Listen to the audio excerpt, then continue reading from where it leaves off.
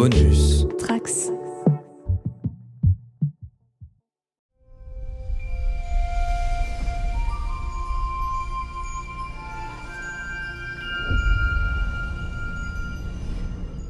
Bonjour à tous les trekkers et trekkies de toutes sortes, je suis le commandeur Guigui et je suis ravi de vous accueillir à bord de la station du Cadran Pop, le podcast sur Star Trek écoutable dans toute la galaxie et sur toutes vos applications de podcast via le flux du coin pop. Les scénaristes semblent faire cache-cache avec le public comme dans cet avant-dernier épisode. Alors après cet épisode qu'on va analyser, il n'en restera plus qu'un. Mais peut-être qu'il ne restera aussi plus qu'un seul téléspectateur devant sa télé. Engage. We've got to save the ship. Take cover! There's more coming. Lots more. Hiya, Eleanor. How may I be of service? We have to create our own destiny. You don't understand the future you're about to create. Go, go, go, go, go, go, go, go. Goodbye, Picard. Working. Alors pour en parler, bien sûr, je ne suis pas tout seul, je suis toujours accompagné par un équipage d'élite en la présence de notre Romulin relou Romain Bramis. Salut Romain. Salut tout le monde. Nous accueillons de manière exceptionnelle la mère de Maxime. Comment ça va Marina ? Salut à toutes et à tous et j'espère que voilà, Maxime est susceptible de faire une entrée fracassante seconde à Londres vu qu'il est complètement surexcité à côté avec ses grands-parents, mais bonjour à toutes et à tous. Et notre guest du jour, c'est pas n'importe qui, c'est Fred Vetta. L'éditeur de la maison d'édition super cool Vestron, donc qui édite des comics, il va nous en parler. Salut Fred, comment ça va ? Ça va très bien, j'ai pas de gamin dans les pattes, donc ça devrait aller. Alors, on va en parler un petit peu tout à l'heure, mais on a des grosses annonces à faire quand même par rapport aux comics et à Star Trek, non ? On verra ça plus tard. Je pense qu'on a même une petite annonce qui devrait faire plaisir à Marina, mais donc ouais, effectivement. Avant d'en parler, on va parler de parler de l'épisode de la semaine. On va revenir rapidement sur notre financement participatif qui va nous permettre d'organiser donc une projection événementielle du film Star Trek First Contact, qui sera suivi de l'enregistrement de notre podcast d'analyse sur le dit film devant le public. Alors ce sera le samedi 10 septembre à 18h dans le superbe cinéma Club de l'Étoile à Paris. Pour l'instant, de ce financement participatif, nous sommes à 141% et il nous manque juste 29% pour pouvoir louer la salle de réception du cinéma Le Club de l'Étoile pour vous accueillir à partir de 16h pour un before, pour y faire une sorte de petit apéro entre fans.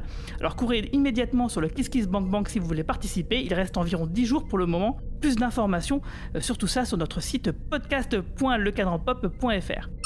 Alors Fred, tu vas nous expliquer un peu quel a été ton premier contact avec Star Trek. Oh, c'était tout gamin, quand ça passait, je crois, sur TF1. Je crois que c'était le mercredi ou le samedi après-midi. Dimanche. J'ai vu un type avec des... C'était le dimanche. J'ai vu un type avec des oreilles pointues et une coupe au bol. Et je me suis dit, ça doit être cool. Et c'était Spock. Et j'ai bien accroché, en fait, il n'y avait pas grand-chose à la télé aussi à l'époque, faut dire. En série télé filmée avec des vrais acteurs, quoi, qui pouvaient me brancher. Star Trek, ça m'a tout de suite fait quelque chose, bien sûr. Et c'est plus tard, hein, parce que quand t'es gamin, tu captes pas trop, en fait, tous les messages qu'il y a dedans, la profondeur du propos politique. C'est vrai qu'il était vachement en avance et marquant. C'est plus tard, en fait, bien 10 ans plus tard, quand j'ai commencé à regarder les premiers films que ça m'a fait quelque chose. Bon, le 1, il était vraiment perché pour un gamin de 10 ans. J'avais 12 ans. Mais le 2, bien sûr, avec Khan, où ça se couille un peu plus, là, j'ai bien aimé. C'est resté, en fait, dans mon imaginaire, dans ma culture, et puis j'y suis revenu un peu plus tard quand il y avait les films d'Abrams. Là, j'ai bien plongé dedans, et depuis je suis dedans. Ça y est. D'accord. Et c'est laquelle ta série préférée ? Écoute, c'est peut-être parce que je l'ai vu gamin, mais je suis vachement accroché en fait à cette toute première série. Et sinon, j'ai envie de te dire Next Gen, bien sûr, mais j'attends fébrilement vraiment la prochaine, là, le Strange New World, parce que j'ai vraiment l'impression qu'elle va renouer avec le délire des débuts, tu vois, avec ce duo Spock et c'est l'autre Pike. Voilà. Est-ce que t'as vu qu'aujourd'hui il y a le générique de la série qui est sorti sur internet ? Ouais, je l'ai vu. Ah, qu'est-ce que t'en penses ? J'aime bien déjà l'utilisation de la vraie musique, du thème en fait, qui a été bien sûr retravaillé, mais tu vois, J'ai un doute bien sûr parce que les dernières séries, je fais pas du tout allusion à Discovery que je déteste, mais j'ai peur d'un côté qu'ils se servent de ça pour attirer les vieux, tu sais les vieux fans comme moi en fait. Bah, comme toi. Voilà.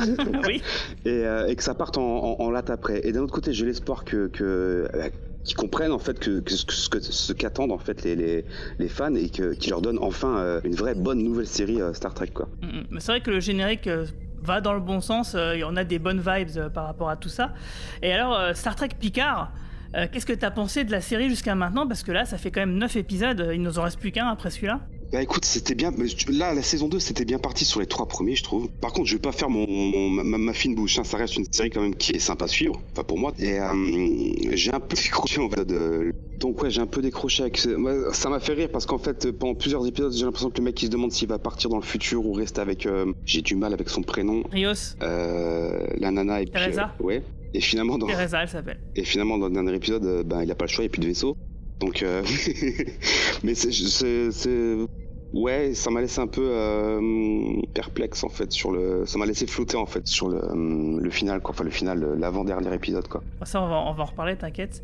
Alors donc je disais que t'avais des trucs à annoncer concernant donc ta maison d'édition. Est-ce que tu peux nous la présenter un petit peu? Il y a un titre sous Weta qui est vachement bien, qui s'appelle Bertrand Keftorian, je crois, Zone 57. Ouais, t'es pas mal celui-là. Ouais. Un petit artiste local, qui est vraiment bien, ouais. Mais tu fais pas que ça, donc tu fais pas que. Ouais, et je te remercie, hein, bien sûr. Donc pour ceux qui l'auraient pas compris, Fred est l'éditeur de mes albums de bande dessinée, mais il ne fait pas que ça, car il édite plein de super titres vraiment très cool. Est-ce que tu peux nous faire un peu l'article de tout ce que tu fais? Alors, sous le label Vestron, j'ai recommencé. Écoute, la spécialisation du label, c'est les comics tirés de films. En premier lieu, c'était ça. Après, on est parti sur les adaptations de dessins animés, de jouets en comics. Là-dedans que j'ai grandi, j'ai beaucoup de licences de films comme j'ai eu Alien, Predator, j'ai eu Robocop, Terminator, Evil Dead. On est parti après sur Transformers et G.I. Joe, Mask. Et là, en fait, on continue à développer tout ça et j'ai en plus des petits one-shots comme ça, des petits récits qui n'ont rien à voir avec des licences de ce genre, qui restent dans le même délire, toujours avec des monstres et puis c'est ce que j'adore, de la SF, du fantastique et de gros robots. Et c'est pas bien sûr un hasard si je participe à ce podcast ce soir, c'est parce que il va y avoir du Star Trek au programme pour la suite. Ah. Alors en fait, moi je le savais depuis 1 an et j'avais pas le droit de le dire. Donc j'ai tenu ma langue jusqu'à maintenant. Donc ouais, moi je suis super content parce que j'ai pas eu besoin de faire beaucoup de lobbying finalement pour que tu te dises tu vas prendre la licence chez IDW. T'avais déjà l'idée de le faire tout seul, donc c'est en fait on a des atomes crochus quoi. Ouais voilà, et c'est là que j'ai compris, parce qu'on en avait jamais parlé tous les deux, c'est là que j'ai compris que tu étais un fan de Star Trek, ce que j'ignorais complètement en fait. Et on s'était appelé, ouais je me rappelle, et puis on se prenait des nouvelles, et puis qu'est-ce que tu fais plus tard, et puis je t'ai dit, je t'ai fait une liste et puis il y aura Star Trek dedans, et là tu m'as tout de suite rappelé quoi, Star Trek, super. Je dis mais tais-toi, tu dis rien. Tu dis rien parce que pour l'instant c'est secret. J'étais en train de monter en fait le programme parce qu'il y a énormément de comics Star Trek qui ont été produits depuis les premiers, je crois que c'était à l'époque de la première série, ça date vraiment des années 60, les tout premiers comics. Ah oui, c'est très très vieux. Hein. Voilà, donc celui de John Byrne sur McCoy, il date de 79 je crois. Voilà, et ça 80, un truc comme ça. J'étais peut-être même pas né encore à l'époque. Ouais, voilà, donc en fait je savais que je voulais faire Star Trek de toute façon, et j'avais déjà entrepris des démarches dans ce sens, et il restait à choisir en fait parmi tout le catalogue en fait ce que j'allais publier quoi. C'est énorme. Donc du coup qu'est-ce que tu vas sortir en premier par exemple? Écoute, en premier, histoire de rester dans le ton de ce que je fais, et ça commencera par le crossover Star Trek Transformers. Il est prévu pour juillet, mais je pense qu'il sortira fin juin déjà. Alors, c'est celui où t'as l'Enterprise, c'est un Transformers aussi. Hein, ouais, si je me comment bien. Tu spoil? Mais oui, en fait, c'est ça. C'est ça. C'est en fait ce qui est super. Enfin, ce qui m'a au-delà du fait que Transformers c'est la série phare en ce moment chez nous. Donc c'était du pain béni quoi d'avoir un crossover pour commencer Star Trek, d'avoir un crossover avec eux. Et ce qui est super en fait dans ce comic book là, c'est qu'ils ont pris en fait les Transformers du dessin animé des années 80 et le Star Trek de la série animée des années 70 quoi, avec le même design et le même délire en fait, parce qu'il est rigolo en fait. Il est vraiment fun à lire et il se joue des codes. Les dessins sont vraiment comme s'ils sortaient en fait d'un vieux dessin animé, tu vois. Ils ont gardé le style cellulo et tout. Même au niveau de la colorisation, t'as le décor qui c'est assez bien travaillé. Enfin, t'as une texture comme ça un peu peinture, tu vois. Par contre, les personnages sont vraiment dessinés comme dans le cartoon avec les gros aplats de couleurs et tout. Et voilà. Je vois très bien. Et le prochain, je sais qu'il va faire plaisir à Marina. Ah bah j'espère. Donc ce sera un peu plus tard. C'est l'adaptation du scénario en français Contre-temps. De ton épisode préféré. Voilà, Contre-temps en fait. Et génial. Et voilà, je sais pas si tu as déjà vu passer des planches. C'est un comic book qui a été fait, je crois, maintenant il y a 5-6 ans. Il est sorti il y a 5-6 ans, je pense, aux États-Unis. Et c'est vraiment celui-là en fait qui m'a tapé dans l'œil. Il est super beau. C'est les dessins, les peintures de Woodward. C'est lui qui a illustré tout l'album. Ils sont magnifiques. Et donc ouais, il reprend le scénario original en fait de cet épisode qui était écrit par Ellison, c'est ça? Ouais, je crois que c'était lui. Harlan Ellison. Voilà, Harlan Ellison. Et ce sera le prochain. Je sais pas encore s'il sortira encore parce que le planning est vraiment vraiment balèze, chargé au taquet. J'essaie de le sortir avant la fin d'année, ou ce sera vraiment au tout début 2023. Ok, bah t'inquiète pas, de toute façon, nous on suivra ça et on en parlera dans le podcast, et on pourra même faire des petites reviews sur les bouquins que tu sortiras d'ici là. Et puis bah maintenant c'est le moment de parler donc de l'épisode du jour. Sans spoiler, on va faire donc un petit tour de table pour savoir qu'est-ce que vous avez pensé de l'épisode du jour sans spoiler, et on va commencer avec toi Romain, qui je sais que tu l'as bien aimé en fait. Ouais, j'ai bien aimé cet épisode. Alors d'abord, j'aimerais dire que je suis super excité parce que ce que tu viens de dire sur les publications de comics Star Trek, parce qu'il y en a vraiment des excellents. Et Woodward, j'avais eu l'occasion de le rencontrer plusieurs fois à Comic-Con et il m'avait fait des dessins absolument somptueux. Alors je n'avais pas demandé du Star Trek malheureusement, mais franchement, c'est un peu pour moi, c'est un peu ce qui se fait de mieux aujourd'hui en dessin super réaliste. Et il a vraiment un talent fou. Donc ouais, c'est vraiment super excitant de voir que tous ces comics vont arriver en France. Sinon, sur l'épisode de Picard, ouais, j'ai beaucoup aimé. Enfin, attention, il y a encore plein de trucs qui me dérangent et on va avoir l'occasion d'en parler dans la zone spoiler. Il y a des trucs où vraiment je me suis tapé le front, quoi. Mais j'ai trouvé qu'ils avaient vraiment bien rattrapé le coup, en particulier sur Picard lui-même. Moi, j'ai été vraiment très touché par la conclusion de l'histoire avec sa mère. Et pour une fois, ils font une sorte de retconning que j'ai trouvé vraiment bien placé, qui limite le bon retcon, c'est du retcon qui d'une certaine façon rend les choses du passé meilleures. Et je trouve que c'est vraiment ce qu'ils ont réussi à faire là sur Picard. Donc voilà, j'étais assez satisfait pour cette partie-là, assez satisfait pour la partie Borg qu'on attendait depuis la conclusion qu'on attendait depuis pas mal de temps, et puis en fin de compte assez excité du dernier épisode à venir, parce que je trouve quand même qu'ils ont bien mis les pièces sur l'échiquier et je pense que ça pourrait être un dernier épisode assez sympathique. Donc voilà, non, globalement satisfait par cet épisode, alors que je l'étais pas du tout des derniers. Ben moi c'est pareil, honnêtement j'aurais pu complètement oublier ces 2 derniers épisodes et passer directement à celui-ci. C'est comme l'épisode que j'avais commandé il y a 3 semaines. Je n'ai absolument pas regardé ma montre. J'ai vraiment apprécié l'épisode de bout en bout. J'ai jamais fait d'avance rapide ou de retour en arrière pour essayer de comprendre quelque chose. J'ai beaucoup aimé. L'histoire de la maman de Picard m'a beaucoup touchée pour plusieurs raisons que j'exposerai tout à l'heure. Mais honnêtement, que ce soit j'ai trouvé que tous les personnages avaient de bons moments. L'histoire se tenait et quand je ne regarde pas ma montre pendant un épisode, c'est généralement bon signe, c'est que j'accroche bien. Donc pour moi, un bon épisode. Et toi Fred, alors qu'est-ce que t'as pensé, sans spoiler, vite fait, de l'épisode du jour? Mais sans spoiler, attends, parce que moi je l'ai vu et j'ai l'impression que tout le monde l'a vu. J'ai bien aimé l'attaque des Borg, je peux le dire? Oui. Non, en fait, en gros, on rentre pas dans les détails, c'est tout. L'attaque des Borg, c'était vraiment cool. Enfin, c'était attendu. Putain, tu peux que avoir envie de voir les Borg de toute façon. Et j'ai bien aimé en fait ce que j'ai aimé, tu vois, c'est ce plan où ils sont avec les parce que c'est des j'ai pas le droit de le dire. Ils ont des viseurs, tu sais, les viseurs laser. Ouais. Là. Ça m'a trop rappelé quand tu les vois dans le film avec les viseurs, les yeux, tu sais, le truc qui sort des yeux, là, le truc rouge, là. Là, ils avaient les viseurs verts, ça rappelait trop ça. C'était chouette, en fait, c'était bien mis en scène, c'était bien Bien foutu. Et bien sûr, le coup sans le raconter, le coup de la mère de Picard où tu vois ce qui s'est passé avec elle, c'est bien, ça approfondit en fait l'empathie que tu peux avoir pour lui et ça accroche bien. C'était bien tourné, bien foutu. Ok, bah du coup je vais être un peu le casse-ambiance du podcast, parce que bon, bah, moi je trouve qu'il y a plein de trucs qui vont pas dans cet épisode, que je trouve que... Bah encore une fois, là en fait la réflexion que je me suis faite, c'est que l'intrigue sur Picard et sa mère, l'intrigue Borg, l'intrigue avec Q et le voyage dans le temps, en fait en réalité ils auraient dû faire 3 séries de 3 épisodes, ça faisait 9 épisodes, une saison de 9 épisodes, et d'avoir des épisodes bouclés quoi, parce que le mélange, moi je trouve qu'il fonctionne pas super. Et je me suis un petit peu ennuyé quand même à certains moments, même si oui, effectivement l'épisode est quand même plutôt bien rythmé, mais bon. Allez, on se rend directement dans la zone spoiler. Red alert!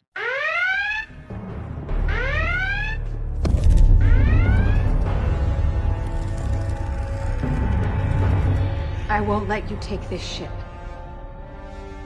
There you are. I could still sense you in there. Still feel you chattering about. Do you know what it feels like to put my hands on my friend's throat and not be able to do a goddamn thing about it? A bit like hanging limbless, powerless. I've been poking around in that trash dump of a mind. Wow, by the way, because I had to know why. Millions of species, planets, and still you always needed more. Perfection takes time, dear. This was never about perfection or evolution or any of that bullshit. It was never enough because you're just like me. Lonely. To share your own crude colloquialism. Bullshit. Then why haven't you killed me? Warning. Donc, alors, épisode 9, Cache-Cache, écrit par... donc, l'épisode s'appelle Cache-Cache, écrit par Matt Okumura, j'espère que ça se dit comme ça, et Chris Derrick, réalisé par Michael Weaver. Donc, cet épisode où on voit donc Picard et son équipage se battre pour leur vie, alors qu'ils sont attaqués par une nouvelle incarnation du collectif Borg au sein du château Picard, donc en France, une bonne bataille Borg en Bourgogne. Mais pour survivre, donc Picard va devoir faire face aussi aux fantômes de son passé. Pendant ce temps, Seven et Raffi, elles, ont une confrontation directe avec Jurati, et Rios, lui, il sert pas à grand-chose, sauf à la fin. L'épisode, il est basé sur un cache-cache, en fait, parce que... Donc du coup, et puis toi aussi Fred, t'as évoqué l'attaque des Borg. Donc en fait, c'est des mercenaires qui ont été embauchés, donc des militaires qui ont été embauchés par Song et qui ont été borgisés par la reine. Mais comme ils n'ont pas la technologie du futur, ils sont borgisés, mais ils n'ont pas d'attributs, ils n'ont pas d'autres choses. Donc du coup, les lasers, ils viennent c'est des viseurs laser qui viennent de leurs fusils de militaires en fait. Et donc du coup, le parallèle fonctionne plutôt bien. Et alors qu'ils sont encerclés, du coup, Picard, il va amener ses ennemis à essayer de les chercher au fin fond donc du château Picard, et puis il va se promener dedans, et puis ça sera donc du coup l'épisode va être parcouru de flashbacks. Et donc moi je trouve que ça, ok, je vois, c'est effectivement c'est un peu attendrissant parce qu'on va découvrir ce qui est arrivé à la mère de Picard vraiment, mais sans déconner, quand même tu le devines depuis la première seconde. Du coup ça tire vachement en longueur tout du long de l'épisode, non ? Oui, mais c'est un cache-cache. Alors pour le coup, c'est un peu grossier, mais c'est un cache-cache dans le subconscient de Picard en fait. Si tu veux, tu te balades, contre les Borg, tu te balades dans le château Picard, et pour son passé, tu te balades dans la tête de Jean-Luc en fait. Donc c'est pour ça que l'épisode s'appelle Cache-Cache. Le reproche que tu fais, il tient à mon avis plus sur les épisodes précédents où en fait, t'aurais pu quasiment faire tenir l'ensemble du subplot de Picard uniquement dans cet épisode, et ça aurait largement tenu et ça aurait très bien fonctionné, et c'est probablement ce qu'ils auraient fait si c'était un épisode de Next Generation si tu veux. Par contre, je trouve que dans cet épisode, la métaphore, enfin en tout cas le parallèle entre le cache-cache de sa mémoire et le cache-cache avec les Borg, je trouve vraiment qu'il fonctionne vraiment excessivement bien. Moi je trouve pas, parce que le cache-cache, tu vois, on sait où ça nous mène. Dès le début, on sait que sa mère, elle s'est suicidée, et voilà quoi, on le s'en doute tout de suite.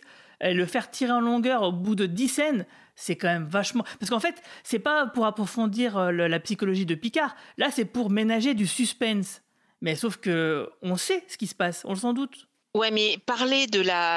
Alors, je parlais de la détresse mentale de maman. C'est terrible, en fait. Et ça n'a rarement été évoqué dans des séries.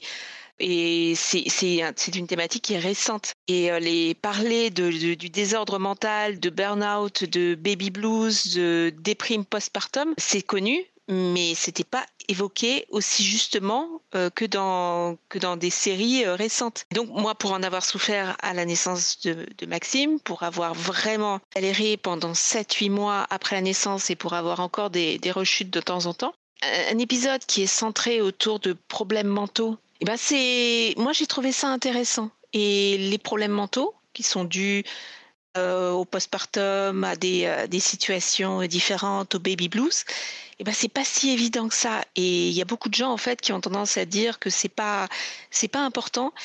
Si, c'est une vraie détresse des femmes. Moi, je passais mes journées à pleurer. Et pourtant, Dieu sait que j'étais heureuse d'avoir Maxime et Dieu sait que c'était du bonheur. Mais on est dans un désordre mental, mais hallucinant après la naissance et après la chute des hormones. Alors, on te dit que c'est normal à l'hôpital, mais en fait, on t'apporte pas de soutien. Et le soutien, tu es obligé d'aller chercher. Et là, que cette femme se soit retrouvée dans ce désordre mental, n'ait pas pu trouver de l'aide, mais c'est terrible parce que, moi, j'ai pu en trouver et moi, j'ai appelé à l'aide. Si tu veux. J'ai appelé à l'aide plusieurs fois après la naissance parce que je ne voulais pas rester comme ça. Que la maman de Picard n'ait pas pu appeler à l'aide, elle n'ait pas été écoutée, que son mari n'ait pas écouté. Moi, j'ai eu la chance d'avoir un mari qui m'a écouté, qui m'a dit il faut que tu ailles voir quelqu'un, qui m'a fait confiance. Justement, mais lui, il l'a enfermée dans une pièce pour pas qu'elle se fasse mal. Mais c'est pas ça la solution. La solution, c'est aller voir quelqu'un et de se faire aider. Et j'ai trouvé ça terrible que... Et après, Picard, malheureusement, il se retrouve dans la situation où il explique qu'il a ouvert la porte et tout ça. Mais j'imagine Maxime, à sa place, il me voit enfermé dans une chambre. Il veut sauver sa maman. Et Maxime, il est à fond dans le deep en ce moment.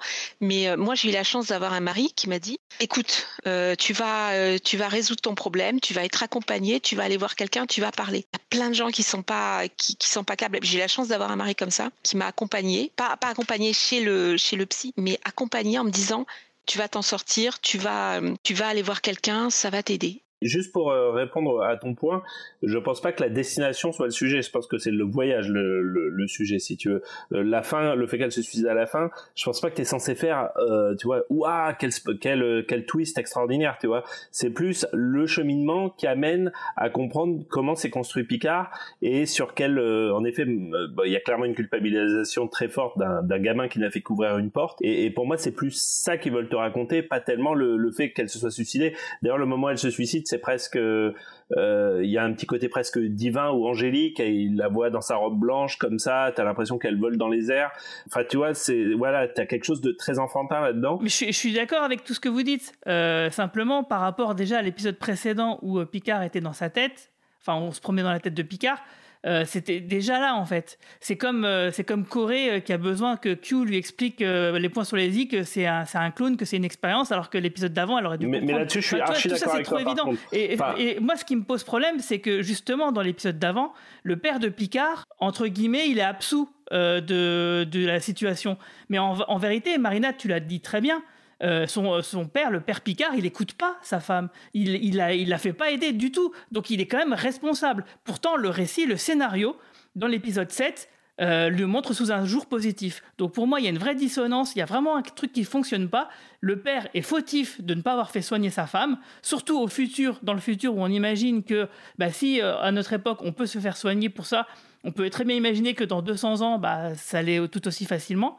Ça l'est plus facilement en tout cas, mais du coup le fait que ça ne soit pas arrivé, c'est un vrai problème, et du coup pour moi ça passe complètement à côté du sujet, c'est-à-dire que la famille elle reste dysfonctionnelle, et pourtant Picard, le personnage de Picard, n'en tire pas cette conclusion là, et donc du coup je pense qu'il y a un problème d'écriture à ce niveau-là. Je reste critique sur cette partie-là, et j'en avais beaucoup parlé dans le dernier podcast. Je pense quand même que ce qu'ils ont essayé de faire passer, et peut-être maladroitement, et surtout dans l'avant-dernier épisode, c'est pas tellement de vouloir absoudre complètement le père de Picard, le père de Jean-Luc, c'est plus de dire que ce sont des situations... Finalement, dans les trois personnages, si tu réfléchis bien, il n'y en a aucun qui est coupable de quoi que ce soit, en fait. Il y a une femme qui est malade, il y a un mari qui sait pas très bien réagir, et il y a un enfant qui ouvre une porte, en fait. Je pense que c'était juste pour dire que Picard, dans son enfance, a fait de ces événements quelque chose de très manichéen. Sa mère était un ange, son père était un démon, littéralement, hein. Son père, tu te rappelles qu'il était dessiné sous les traits d'un diable dans l'épisode précédent. Là, sa mère est dessinée sous les traits d'un ange. Et je pense que juste ce qu'il essaie de raconter, c'est qu'en fait, c'est une sorte de Kobayashi Orochimaru sentimental dans lequel de toute façon tout le monde est perdant et personne n'est totalement coupable en fait. Et les maladies mentales, c'est quand même très très compliqué de les soigner, c'est très compliqué de les diagnostiquer, c'est très compliqué de les accompagner, et c'est pas parce que ça se passe dans le futur que tu as une solution. Quand tu vois comment elles étaient soignées il y a un siècle, où les femmes hystériques étaient, on leur retirait leurs dents, on leur retirait l'utérus, ou si tu veux, c'est. Oui, c'est sûr. Mais si tu regardes par rapport à ce que nous a montré la nouvelle génération, Deep Space Nine, etc., on voit bien que pourtant ils ont les moyens, ils ont la bienveillance, ils ont la compétence. Il y a des milliards de façons de je veux dire, tu fais une fusion mentale, je veux dire, on peut inventer ce qu'on veut. Le fait qu'elle ne soit pas soignée à cette époque-là, sans qu'on parle d'un refus de technologie et de progrès, et là dans ce cas du coup ça devient cohérent, et là du coup ça rend le père du coup vraiment fautif, c'est-à-dire qu'en gros si tu as le père qui, comme dans le roman de l'autobiographie de Picard, refuse systématiquement le progrès et la technologie de son époque, et ben là tu te dis oui ok, c'est un gros connard rétrograde, du coup c'est à cause de lui qu'elle n'a pas pu se soigner et qu'elle s'en est pas tirée. Donc mais il n'y a pas tout ça. Il n'y a pas tout ça, et par contre, on passe beaucoup de temps à délayer la révélation, où on voit combien de fois on voit Picard, enfant, qui parle à sa mère. Enfin, ça tourne en boucle, quoi. C'est toujours la même chose. Et il y a des scènes là, elles auraient dû être utilisées, par exemple, pour explorer ce genre de choses. Non, mais là-dessus, moi, je trouve que ça va pas. Là-dessus, t'as pas tort, c'est-à-dire que mais ça vaut pour cette histoire, mais ça vaut pour tout le reste. Tout est tiré en longueur de manière extraordinaire dans cette série, pas dans cet épisode. Franchement, tu pourrais retraiter tous les thèmes qui ont été traités dans cette saison en 2 épisodes. Moi, j'en suis absolument convaincu. Un film de 2h30. Tu pourrais tout garder. Tu pourrais tout garder. Tu pourrais garder l'Arenborg, tu pourrais garder le voyage dans le temps, et tu pourrais garder les maladies mentales de Picard, etc., etc. Enfin, de la famille Picard, etc. Et tu aurais pu tout traiter en 2h30, allez, disons 3 heures, éventuellement. Et ça, c'est vrai que c'est un problème. Et finalement, ce que tu ressens, c'est que en fait même cette histoire de maladie mentale, et c'est ce qu'on reprochait dans le dernier épisode, d'une certaine façon ils l'ont tourné un peu comme une mystery box, alors qu'à mon avis c'était pas du tout le sujet en fait. T'as tout à fait mis le doigt dessus. C'est pas comme ça qu'il fallait traiter le sujet. Et si bien qu'à la fin, quand finalement il révèle le suicide de la mère, toi tu l'as vécu comme une révélation, alors que finalement, moi je crois vraiment que c'était pas du tout ce qu'ils ont voulu faire sur cet épisode. Mais en effet, l'accumulation des épisodes où tu découvres pièce par pièce le passé de Picard, c'est l'impression que ça donne. Et là-dessus, je te comprends tout à fait. Et justement, d'ailleurs, par rapport à la vision qu'a Picard de sa mère, en fait, sa mère était déjà apparue dans la saison 1 de la nouvelle génération, vous vous en souvenez ? Bien sûr, Where No Man Has Gone Before. Ouais, dans cet épisode-là où elle lui offrait le thé, etc. Et donc, du coup, effectivement, le fait dans les flashbacks, elle lui dit de se souvenir d'elle que du côté positif. Donc, on comprend son émotion à Picard quand il la revoit dans cet épisode-là, quand il a une vision de sa mère qui est très âgée, on dirait vraiment une mamie, et qui lui sert le thé, etc. Moi, je trouve, pour le coup, j'ai trouvé que c'était vraiment bien qu'il traite ça, parce que sinon ça m'aurait énervé, comme d'habitude. Et ça prouve aussi que finalement, c'est pas tellement compliqué de rester dans du canon. Ça peut se faire en une phrase, c'est pas la peine de rentrer trop dans les détails. Mais tu vois, là, en une phrase, il arrive à t'expédier un truc qui, moi m'aurait vraiment saoulé s'ils en avaient pas parlé, parce que la première chose que j'aurais dit dans le podcast, c'est oui, mais la mère de Picard, on sait qu'elle est vieille et tout, puisqu'on la voit dans Where No Man Has Gone Before, blablabla. Donc, tu vois, c'est très bien qu'il l'ait fait, et tu te dis qu'il pourrait faire ça sur plein de trucs, et que les fans seraient ravis, et que finalement, ça permettrait de faire avancer l'histoire pas beaucoup plus lentement qu'elle n'avance déjà, quoi. Et toi, Fred, qu'est-ce que tu en penses de tout ça ? Je crois qu'il a tout dit en fait, mais c'est vrai que au niveau de l'écriture ça pêche, mais au-delà de l'histoire, au-delà du récit lui-même, le thème de la dépression, c'est ce qu'il y a de plus important en fait. Et de mon point de vue, on trouve une des composantes essentielles en fait de Star Trek en fait, c'est le questionnement sur l'avancement en fait des problèmes de la société, de la considération en fait de la personne, tu vois. C'est ça que j'ai aimé. Après je vais faire mon malin. J'ai revu Insurrection il y a peut-être 2-3 semaines. On voit un moment Picard aux commandes, il se fait poursuivre par je sais plus, par un vaisseau, et à un moment il dit Ouais, on va jouer à cache-cache comme avec ma mère quand il essaie de semer le vaisseau qui lui court après. Là. Ah oui, je me souviens de ça, parce que quand il rentre dans les grottes. Oui, voilà. Parce qu'en fait, oui, je me souviens de la scène. En fait, ils se font poursuivre par des drones qui téléportent les gens. Et ils veulent pas se faire téléporter, donc ils rentrent dans les grottes, dans une montagne. Ouais, c'est ça. Et il sort cette phrase, on va jouer à cache-cache comme avec ma mère. Et puis c'était marrant de retrouver je pense que c'était bien sûr fait exprès, de retrouver dans cet épisode, en fait, justement cette partie de cache-cache qui l'a marqué, pour les raisons qu'on connaît. Et ouais, c'est le genre de machin le genre de détail qui fait plaisir, en fait, quand tu peux faire des liens entre toutes ces histoires. Oui, ça devient concret, quoi. Ouais, cohérent, ouais. Et cohérent. Mais même un de mes épisodes préférés de Star Trek qui s'appelle, j'ai peur de dire une énorme connerie, mais c'est Tapisserie, il me semble, où tu vois Picard jeune qui se fait planter dans le cœur. Et finalement, quand tu connais cette partie de son passé, moi j'avais toujours trouvé ça un petit peu incompatible avec le Picard qu'on connaissait, qu'il ait eu un petit côté comme ça, trompe la mort, un peu plus à la Kirk, et je me disais c'est pas compatible avec le personnage. Mais en fait tu te dis que si, un gamin maintenant tu te dis un gamin qui a connu la mort comme ça aussitôt, tu vois, il a forcément une période où il était un peu plus fucked up, en fait, où il cherchait plus le frisson, voire même un comportement quasi suicidaire, en fait. Et du coup je trouve que c'est là où je te parlais de bon retconning, hein, donc la scène de Where No Man Has Gone Before, la scène de Tapisserie, les évocations que tu viens de faire sur Insurrection, je trouve que, enfin, en fait, c'est pas du bon retconning, c'est pas du retconning du tout, en fait, c'est très compatible finalement avec tout ce qu'on savait du personnage, et finalement, je trouve ça assez malin. Et vraiment, je pensais pas que je dirais ça la semaine dernière, hein, vraiment, mais là, tu vois, je trouve qu'ils ont vraiment rattrapé le coup, quoi. Bon, il y a quand même juste un truc qui me désole un petit peu, et on a ça avec Seven et Raffi, et aussi avec Picard et Tallinn dans cet épisode, c'est comme dans Discovery, on a des discussions sur des états d'âme, alors que l'urgence de la situation fait que c'est pas le moment, putain. Ouais, alors on passe trop de temps là. À un moment, ils sont en train de se faire tirer dessus par les pseudo-boards. Oui, voilà. Ils sont en train de disserter. On a l'impression qu'il se passe rien et ils parlent super lentement. On a l'impression qu'ils sont tranquilles. Hein. Ils sont en train de se faire tirer dessus. C'est clair. Non mais voilà, oui, qu'est-ce qu'on va faire? On va tourner, là on va se séparer, 2 équipes de 2, voilà. Là je me suis dit mais bougez-vous. C'est comme Seven et Raffi, tu vois, donc Seven elle explique bien un peu ses états d'âme justement, mais t'avais plein d'autres moments dans la saison où le faire, c'est vraiment pas le moment où il y a de l'action, là où d'ailleurs ça zigouille, hein. Marie-Paul elle serait pas contente, elle serait là, parce que là putain les personnages ils y vont. Bon c'est des Borg d'accord, mais quand même ça y va franchement. Écoute, moi, ma soif de sang est assouvie, hein, donc comme tu le sais, il n'y a pas de décapitation ou de mort sanglante, je ne suis pas satisfaite. Ah mais attends, t'as quand même 3-4 bonhommes qui se font téléporter dans des murs, hein. C'est quand même un peu hard. Bah non, tous finalement. C'est pas 3-4, hein. Oui, c'est vrai. En fait. Et du coup, ça veut dire que Picard, quand il va retourner dans le futur, il va se trouver avec plein de cadavres dans sa cave. Il va avoir un peu de boulot. Tandis c'est une idée plutôt cool. Et j'avoue que moi, je m'étais très souvent posé la question dans Star Trek de savoir si on pouvait weaponiser, en anglais, je saurais pas le dire en français, armer d'une certaine façon le téléporteur, en fait. Et j'avoue que l'idée de Seven, elle est plutôt brillante d'un point de vue stratégique. Sauf que ça n'a pas marché sur la Reine Borg, sur Jurati qui est devenue la nouvelle Reine Borg.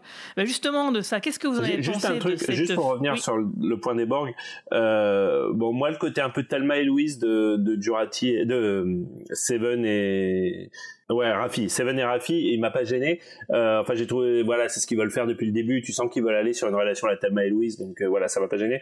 Par contre, j'ai trouvé vraiment que le moment où elles prennent, ça a été un des fast-palms de ma soirée, le moment où elles prennent leur tournevis et leur petit canif, et et tu sais, tu les vois traverser un champ où il y a 270 Borg, des militaires hautement armés et tout, et elles arrivent, t'as l'impression que c'est des ninjas.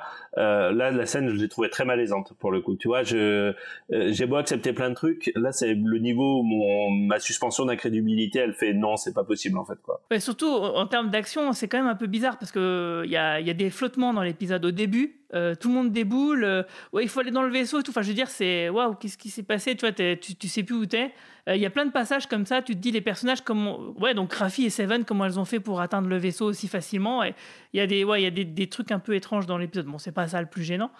Mais donc du coup, après, elle se retrouve face à face avec Jurati et donc qui elle devient la nouvelle Reine Borg et qui va blesser donc Seven. Et donc, qu'est-ce que vous avez pensé de ça, de cette fusion entre les personnages de Jurati et de la Reine Borg? Je trouvais que le rouge lui allait déjà mieux que le noir. Oh, j'aime bien, moi. Et ensuite, moi j'ai trouvé la fusion très cool lorsqu'elle devient la reine et que voilà, elle garde chacune un espace. Voilà, j'ai trouvé ça très intéressant, très cool. Mais je me disais qu'en rouge, c'était numéro 6 de Battlestar Galactica et que ça pouvait pas le faire. C'était pas possible. C'était pas possible. Mais qu'est-ce qui leur a pris de la mettre dans une robe rouge? Elle est magnifique, c'est pas ça. Et qu'en fait, on n'arrête pas de se dire... Non, mais c'est pas ça. Et qu'en fait, le numéro 6 dans Battlestar Galactica est juste iconique. Donc, aller sur ce terrain, non. Il fallait créer sa propre identité, son propre personnage. Et je trouve dans cet épisode, ils y sont arrivés quand ils lui ont retiré sa robe rouge. Et qu'elle a mis son costume de Renborg. Moi, à ce moment-là, je me suis dit, ça y est, c'est bon. Et ça lui va bien, d'ailleurs. Oui, non, mais elle est cool comme ça. Mais la robe rouge, à chaque fois, je me disais, mais c'est numéro 6. Bon, par contre, on le disait la semaine dernière, c'est toujours un peu quand même embêtant que voilà, on fait un beau discours et t'as l'interlocuteur qui est convaincu instantanément. Donc là, c'est pareil, t'as Jurati, elle lui fait un beau discours et du coup, la Renborg, elle se dit ouais, ok, ok, d'accord, allez. Non, ça c'est un point que relevait Manu hors antenne.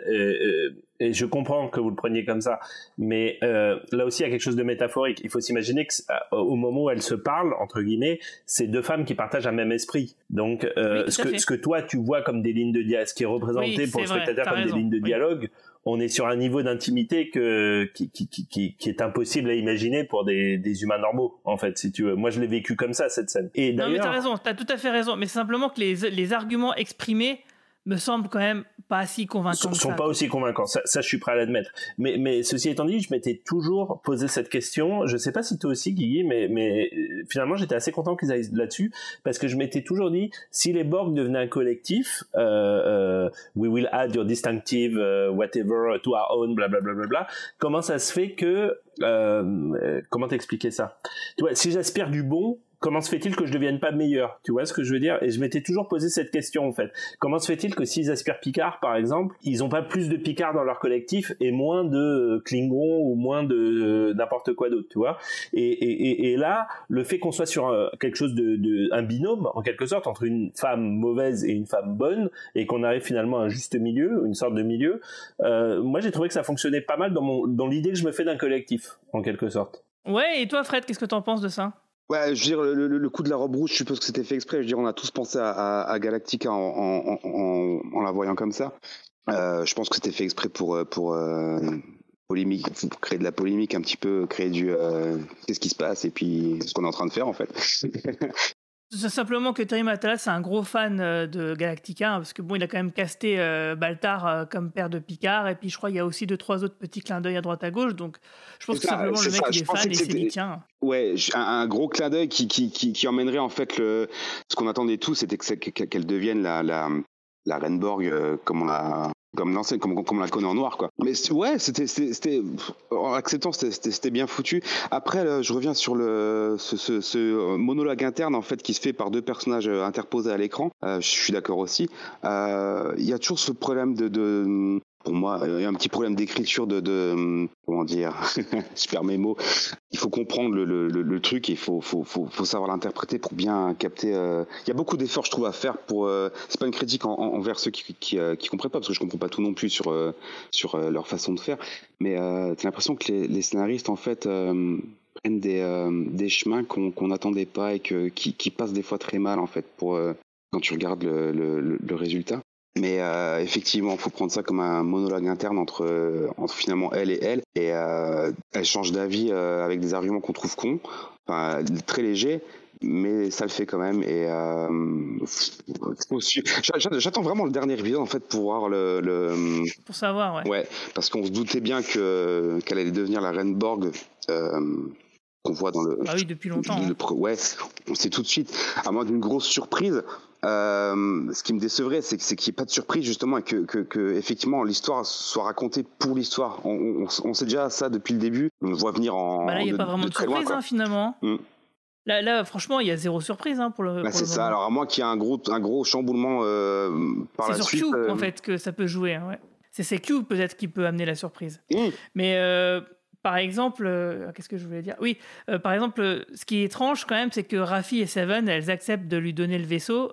Elles n'ont pas assisté au monologue intérieur. Voilà, ouais, ça c'est le problème d'écriture. Vraiment, donc c'est C'est vraiment, du coup, moi, vu de l'extérieur, je vois pas pourquoi je lui ferais confiance, en fait. Oui, elle a sauvé Seven, ok, mais bon, c'est une manipulatrice aussi. Et en plus de ça, elle sauve Seven, et Seven retrouve exactement les mêmes emplois qu'elle avait auparavant. Ça, c'était le deuxième truc qui m'a... Pourquoi pas, mais bon, je trouve ça un petit peu... Ça, c'était décevant, parce qu'on l'aurait appelée Annika pendant plusieurs épisodes pour la différencier de Seven. Je pense que j'aurais été un peu plus choquée qu'elle redevienne, redevienne comme ça un Borg à part entière. Là, mais c'est surtout que elle a exactement les mêmes implants qu'elle avait auparavant. Ouais, mais c'est ça. Franchement, c'est le deuxième truc qui m'a fait fesse-pelmer de l'épisode. C'est cette histoire d'implant. C'est absolument absurde, cette histoire. En plus, dans toute l'histoire de Star Trek, les implants, les gros implants, ils sont implantés. J'ai envie de te dire, ils viennent pas de l'intérieur. Tu sais, t'as plein de scènes dans First Contact et probablement même dans Best of the Boss World où tu vois les Borg se mettre des gros implants visuels sur le visage, etc., etc. C'est pas quelque chose qui est né en toi.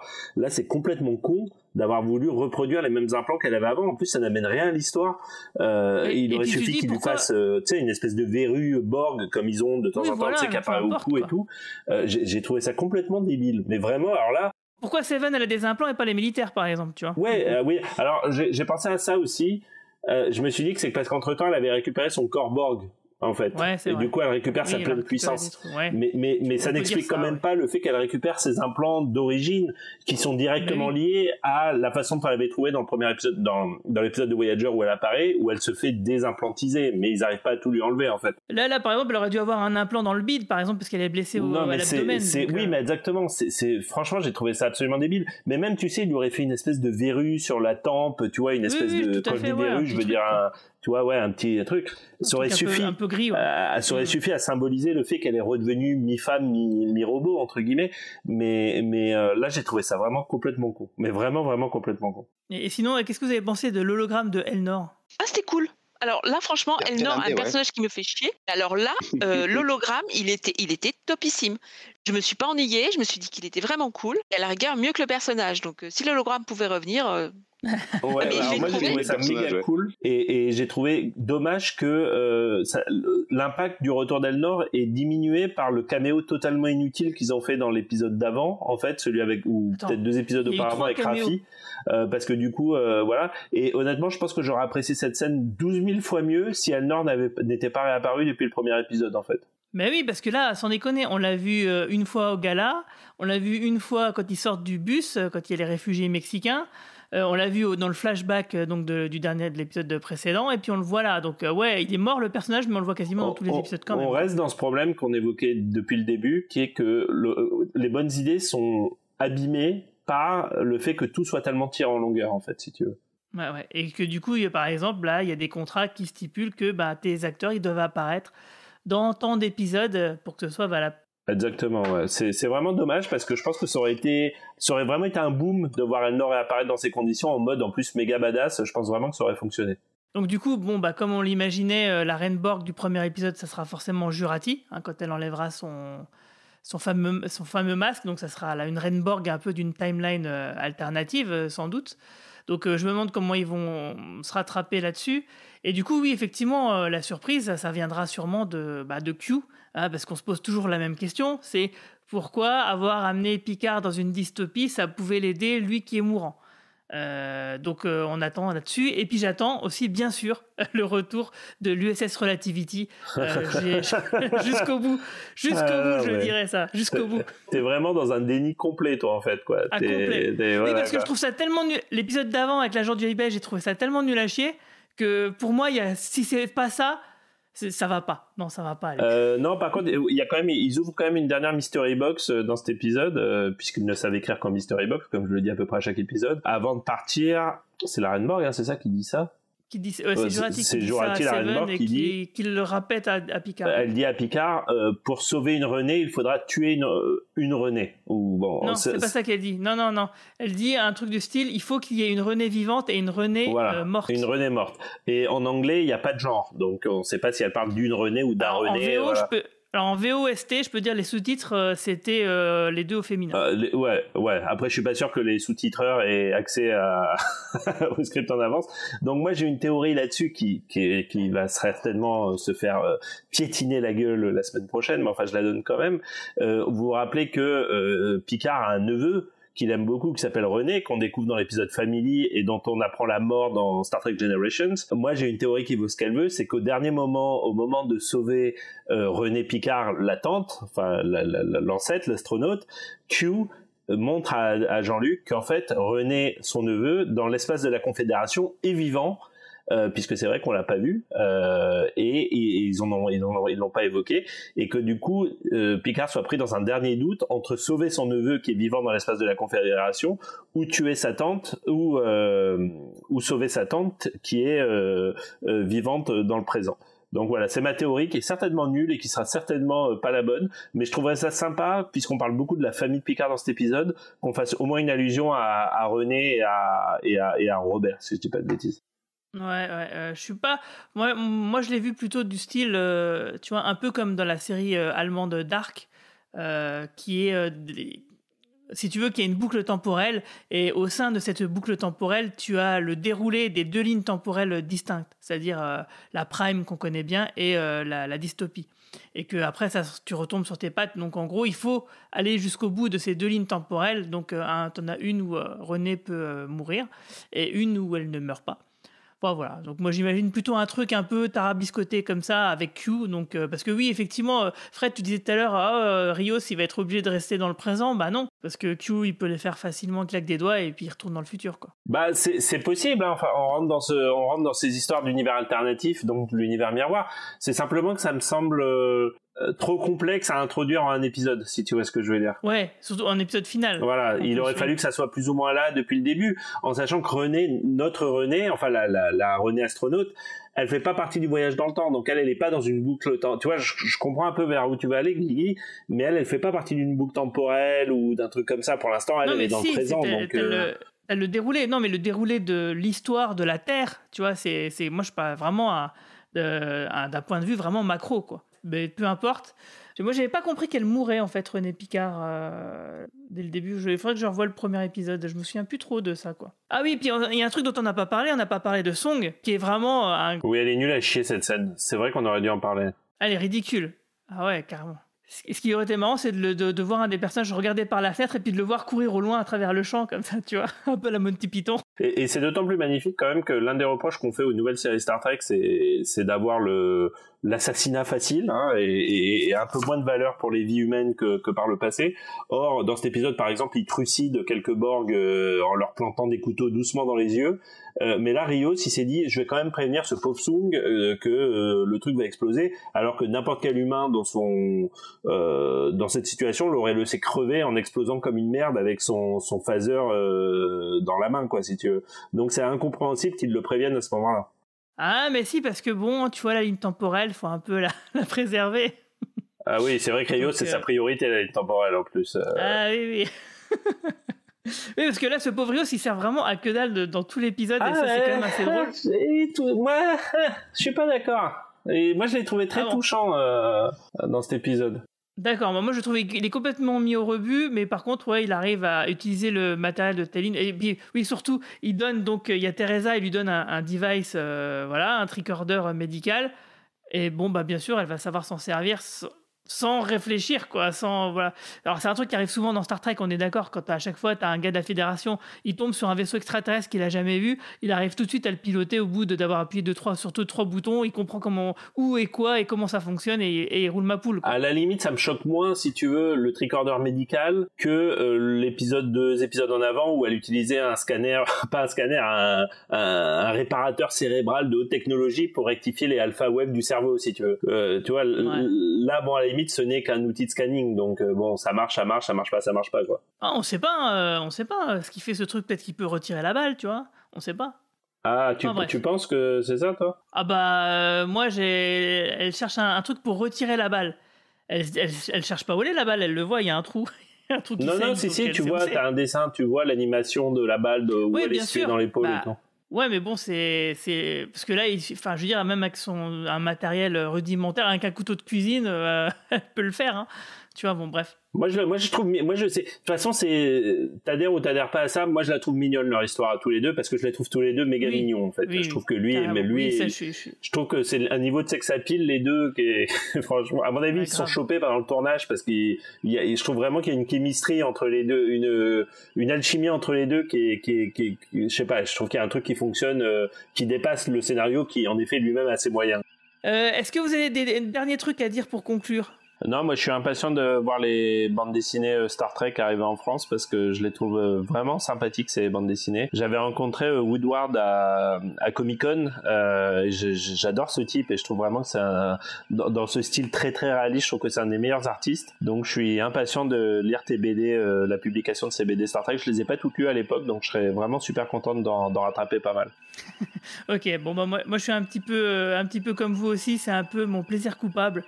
Parce que c'est vrai qu'il y a quand même beaucoup de choses qui vont pas, mais bon, malgré tout, j'avoue que je prends quand même du plaisir à regarder cette série. Mais je suis quand même un peu déçu qu'elle soit pas... qu'ils aient pas remonté la pente, quoi. Moi, j'aurais attendu quand même une saison 2 avec un final qui dépote, qui envoie, qui rattrape un peu les écueils passés. Bon, c'est clairement pas le cas. Bon, tant pis, hein. Bon, en tout cas, moi je vous donne sinon rendez-vous la semaine prochaine, le week-end prochain, au festival du Rayon Vert. C'est un festival de bande dessinée près de Thionville. Alors peut-être qu'on va se voir là-bas, Fred, je sais pas si tu as prévu d'y passer. Ça va être très très sympa, c'est un festival qui fête ses 10 ans, donc vous pourrez me retrouver en dédicace là-bas. Et bien sûr, je pourrai vous saouler avec Star Trek si vous venez m'en parler sans aucun problème. Donc sur ce, je vous souhaite à tous une longue vie et plein de prospérité. Salut! Ciao tout le monde!